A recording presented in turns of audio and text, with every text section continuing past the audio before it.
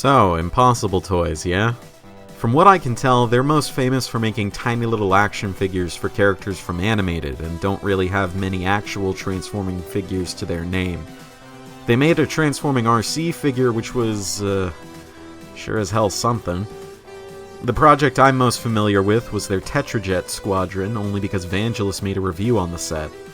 The company went out of business soon after, but not before making one last swan song. Welcome to Kit Katastrophe. My name is Kit, and today we'll be taking a look at Impossible Toys MC-03 Bump. This figure was released in 2014 as part of the Minicar series, and shares a basic skeleton with Impossible Toys MC-01 Bumblebug and MC-02 Hill Jumper. At the outset, Impossible Toys Minicar series is an attempt to expand and modernize the classic Generation 1 Bumblebee and Cliffjumper body type, even going so far as to recreate the oft-forgotten third twin, affectionately known as Bumblejumper by some and Bumper by others. I'd rather go into Bumper's story in a review of the original Generation 1 figure, but the quick rundown is that a third microchange mold was accidentally released on Cliffjumper cards, and appeared nowhere in associated media or advertisements, making him something of an enigma for many years. With the exposition out of the door, Bump here turns into a squashed and chibified Mazda Familia in Bumblebee's bright yellow and black. Considering just how simplified this design is and how flat the sculpted detail is, there's really not much to say. I definitely like this vehicle mode more than Cliffjumper's Porsche and Bumblebee's Volkswagen, as it's more angular and boxy cars are kind of my favorite thing in the world right now. There's really nothing in the way of painted detail except for these black windows. The plastic used for this figure feels really cheap, as it's nowhere near as dense and sturdy as that used on actual Transformers. Mind you, the original going price of this figure was at least $30. I got mine for something around $5, and part of me still feels ripped off. Perhaps most of the budget went towards the rubber tires. These I like, as they're firm but soft enough to give a little bounce when you press him down, and rolling him across any surface is a breeze. Bump's, and frankly all of the other Minicars' transformation, is nearly identical to that of the original Generation 1 Bumblebee and Cliffjumper skeleton, albeit with a few extra bells and whistles. For instance, instead of being pulled out on a sliding joint, the arms come out on a swivel. There's no actual storage space for the gun in vehicle mode, but I'll mention here that I like to store it between the legs before I shove them inside the cab. Finally, the head raises on a panel just like on the original, but this time has an extra sliding rail to allow it to come forward. Bump's robot mode sure is a stock standard robot, alright. Considering that Bumper is basically a nothing character with no real discernible traits, I think the twig-limbed, fat-bodied look suits him a lot more than it does either Bumblebee or Cliffjumper. Coupled with the visored face on his swim-capped head, Bump kinda reminds me of Private Joker from Full Metal Jacket. Sadly, this passable head sculpt is stuck on a plate, making it little more than a glorified relief. The silver face and blue visor are also the only specks of paint revealed on this whole damn thing, as the arms and legs are still 100% black. I really fucking hate the hands on this thing.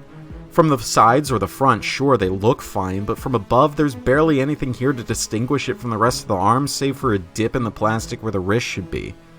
The bevels on the legs are similarly soft and unfocused. Really, this whole thing just looks and feels cheap as can be. There actually was an accessory that came with Bump, though I wouldn't be surprised if you missed it if you already have one yourself, considering this gun is absolutely puny, and is also completely unpainted black plastic. It would have been, nice to have some silver paint on this thing, anything to liven it up. Christ.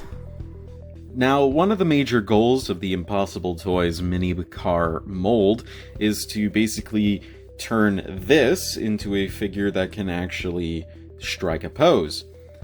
Let's see how well Bump does. Now, at the head, it's on a panel which allows it to look down and look up. And for the head, that's it. He can't rotate it side to side. I mean, you could try to futz with the sliders, but it just doesn't work.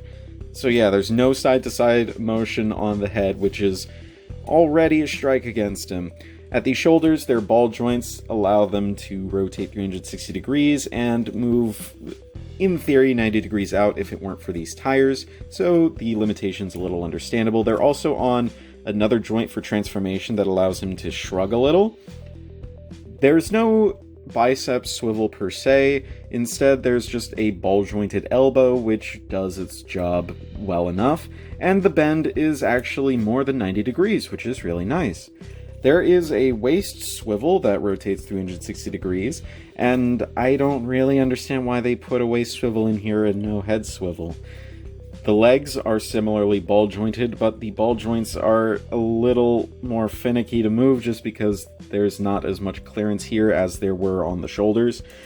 So they can kick forward and backwards, but not very far, and they can kick outwards all the way, which is kinda nice, I suppose. Similarly to the elbows, the knees are ball-jointed, which means that there's also something of a thigh swivel built in. And the feet have a ball joint connected to a hinge that allows for a fair deal of movement, and it allows for a very natural looking ankle tilt. So Bump can get some good stances. It's just that the lack of a head swivel really hampers his articulation, and there's really nothing you can do about it. I mean, this looks fine enough, but he can't look left or right without turning his whole body, so you know what? I'm gonna throw you. I honestly can't think of anyone who would want this figure.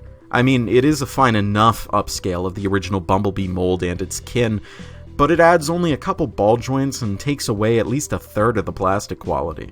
The literal only reason anyone should get this is if you really want a somewhat improved version of Generation 1 Bumper, as I can't think of any others, though my knowledge of the third-party scene is limited. But there's no way I could recommend it for the original price. There's really no other rank that fits Bump better than Ignore. If you liked this video or otherwise found it helpful or informative, then please subscribe for more reviews like this in the future, and feel free to suggest topics for future reviews in the comments. When we return, we'll be taking a look at another member of the G1 Minibot crew, one which makes me feel like I was a bit too harsh on the Earthrise version. This has been Katastrophe. Transform and roll out.